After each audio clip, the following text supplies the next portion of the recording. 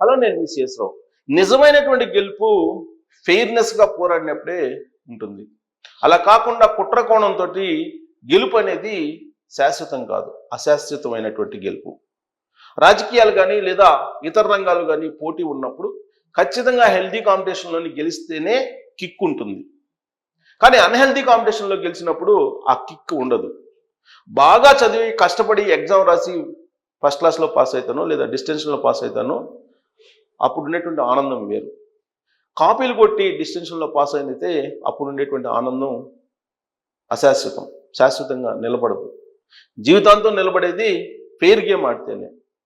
అమరావతి విషయంలో fair game నడుస్తుందా అనేటువంటి ఒక ప్రశ్న వేసుకుంటే కనుక అమరావతి రాజధాని దాని మీద నడిచినటువంటి రాజకీయం గత దశాబ్ద కాలంగా రివ్యూ చేసుకుంటే క్లుప్తంగా అమరావతి రాజధాని శంకుస్థాపనకు ఆ రోజు ముఖ్యమంత్రిగా ఉన్నట్టు తెలంగాణ నుంచి కేసీఆర్ గారు వెళ్ళారు. అంగరంగ వైభవంగా 2016లో శంకుస్థాపన జరిగింది. సీన్ కట్ చేస్తే అమరావతిని కూల్చేసే ప్రయత్నం ఆ రోజు నుంచే ప్రారంభమైంది అనేది ఆలస్యంగా వెలుగు చూసింది. దానికి కారణం ఏంటంటే చంద్రబాబు నాయుడు గారు 2014 నుంచి 2019 వరకు ఆంధ్రప్రదేశ్ ముఖ్యమంత్రిగా ఉన్నారు. అప్పుడే ఆయన పరుగులు పెట్టించాడు అభివృద్ధిని. ఎట్ ద సేమ్ టైం 2014 నుంచి 2018 వరకు కేసీఆర్ గారు తెలంగాణ ముఖ్యమంత్రిగా ఉన్నారు. చంద్రబాబు గారి విజన్ కానీ ఆయన బ్రాండ్ కానీ ఆయన కార్పొరేట్ సంస్థలతో చేసేటువంటి లైజనింగ్ కానీ రాజకీయపరమైన వ్యూహాలు కానీ ఇవన్నీ తెలిసినటువంటి నేత ఎవరైనా ఉన్నారంటే కేసీఆర్ గారే. ఆ రోజున ఆంధ్రప్రదేశ్ అభివృద్ధి తెలంగాణ కంటే ముందుంది.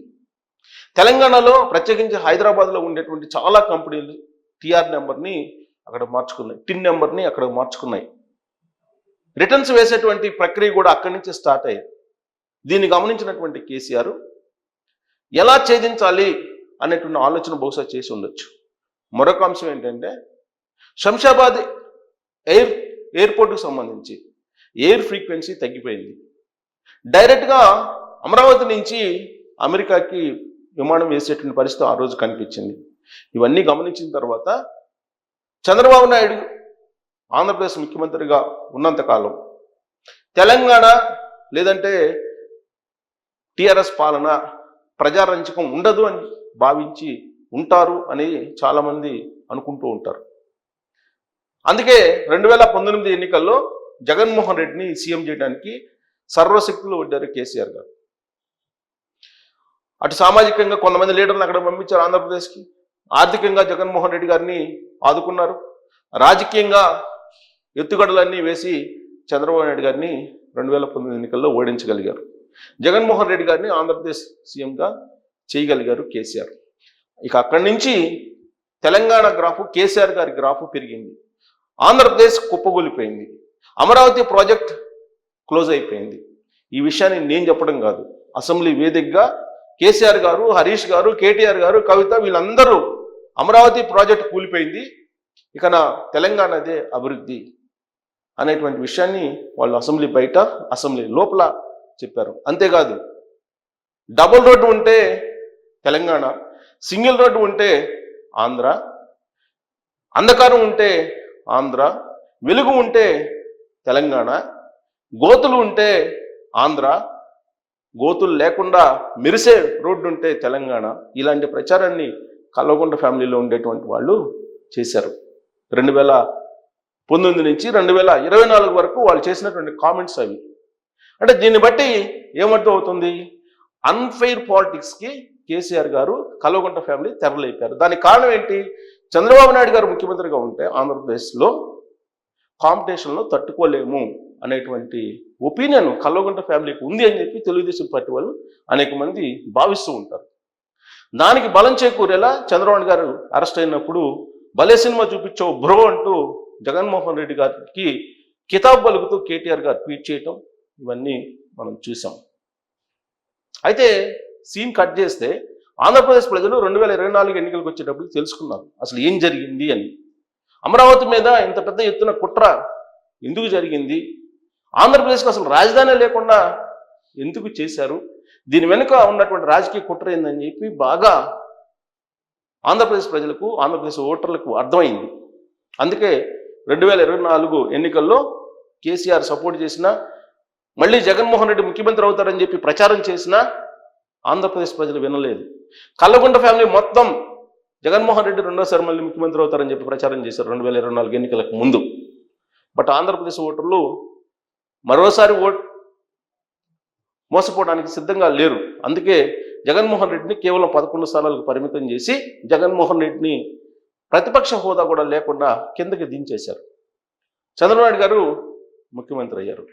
2024లో ఆయన ముఖ్యమంత్రిగా 4వ ప్రమాణ స్వీకారం చేసిన తర్వాత అమరావతి ప్రాజెక్టు మళ్ళీ రీవర్క్ అవుతుంది. పునర్నిర్మాణం జరపడానికి ఆయన సిద్ధమయ్యారు. 60,000 కోట్ల రూపాయలతోటి అమరావతిలో శరవేగంగా పనులు జరుగుతున్నాయి. దీన్ని గమనించినటువంటి ప్రస్తుత ప్రభుత్వం, ఇప్పుడున్నటువంటి కాంగ్రెస్ ప్రభుత్వం కూడా, కాంగ్రెస్ ప్రభుత్వంలో ఉండేటువంటి కొంతమంది, అది కూడా జగన్మోహన్ రెడ్డి గారికి సంబంధించినటువంటి అభిమానులు, అమరావతి అనేది రాజధానికి పనికిరాదు, అమరావతిలో పెట్టుబడులే రావట్లేదు, అమరావతి వైపు అసలు చూడలేదు పారిశ్రామికవేత్తలు, చూస్తే హైదరాబాదు లేదా బెంగళూరు లేదా చెన్నై లేదా ఢిల్లీ, కానీ అమరావతి వైపు ఎవరు వెళ్ళట్లేదు అనే ప్రచారానికి తెలంగాణ మంత్రి పొంగులేటి శ్రీనివాసరెడ్డి గారు సరికొత్త నినాదాన్ని అందుకున్నారు. ఎవరి పొంగులేటి శ్రీనివాసరెడ్డి గారు అంటే గతంలో వైఎస్ఆర్ కాంగ్రెస్ పార్టీ నుంచి ఎంపీగా గెలిచారు. ఆ రాజకీయ ఆరంగేట్రమే వైఎస్ఆర్ కాంగ్రెస్ పార్టీ నుంచి జరిగింది 2014 ఎన్నికల్లో. ఆ తర్వాత టీఆర్ఎస్ పార్టీకి మారారు. కేసీఆర్ తోటి విభేదించారు. కొన్ని రోజుల పాటు రాజకీయంగా స్తబ్దుగా ఉన్నారు. 2023 ఎన్నికలు వచ్చేటప్పటికి కాంగ్రెస్ పార్టీలో చేరారు. కాంగ్రెస్ పార్టీలో కీలక నేతగా ఉన్నారు ఆయన. ఇదంతా కూడా జగన్మోహన్ రెడ్డి గారి కనుసన్నల్లో జరిగినటువంటి రాజకీయ అడుగులు అనేది కూడా ప్రచారం ఉంది. అసలు రేవంత్ రెడ్డి ముఖ్యమంత్రిగా ఉండడానికి ఇష్టం లేనటువంటి జగన్మోహన్ రెడ్డి గారు తెలంగాణలో ప్రభుత్వాన్ని పడగొట్టడానికి క్యాబినెట్లో ఉండేటువంటి కొందరు మంత్రుల ద్వారా ప్రయత్నం చేస్తున్నారనే ప్రచారం జరిగింది. ఆ ప్రచారంలో వినిపించినటువంటి పేరు కూడా పొంగులేటి శ్రీనివాసరెడ్డి గారిది. సో ఇప్పుడు అమరావతి శరవేగంగా అభివృద్ధి బాటలు వేసుకుంటున్నటువంటి క్రమంలో, టెండర్లు ఫైనల్ అయినటువంటి క్రమంలో, డిసెంబర్ చివరి వారం నుంచి మరింత శరవేగంగా క్షేత్రస్థాయిలో దూసుకుపోతున్నటువంటి క్రమంలో పెట్టుబడిదారులు వస్తూ ఉన్నారు. ఆర్టిఫిషియల్ ఇంటెలిజెన్స్ ఒప్పందాలు కుదిరినాయి. అలాగే టీసీఎస్ వచ్చింది. అలాగే హెచ్పిసిఎల్, బీపీసీఎల్ లాంటివి వస్తూ ఉన్నాయి. గూగుల్ లాంటివి వస్తూ ఉన్నాయి విశాఖపట్నానికి. అమరావతిలో యూనివర్సిటీలు వస్తున్నాయి.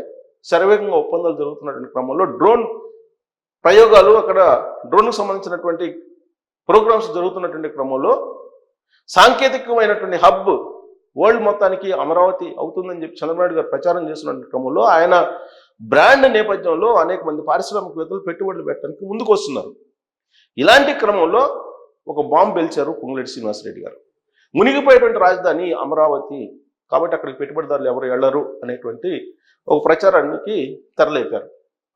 ఏ రాజధాని మునిగిపోయింది ఇటీవల కాలంలో అని చెప్పి మనం లెక్కేసుకుంటే అమరావతి తప్ప భారతదేశంలో ఉండేటువంటి ప్రధానమైన రాజధానులు, ప్రత్యేకించి హైదరాబాద్ 2 సార్లు మునిగిపోయింది గత 10 సంవత్సరాల నుంచి.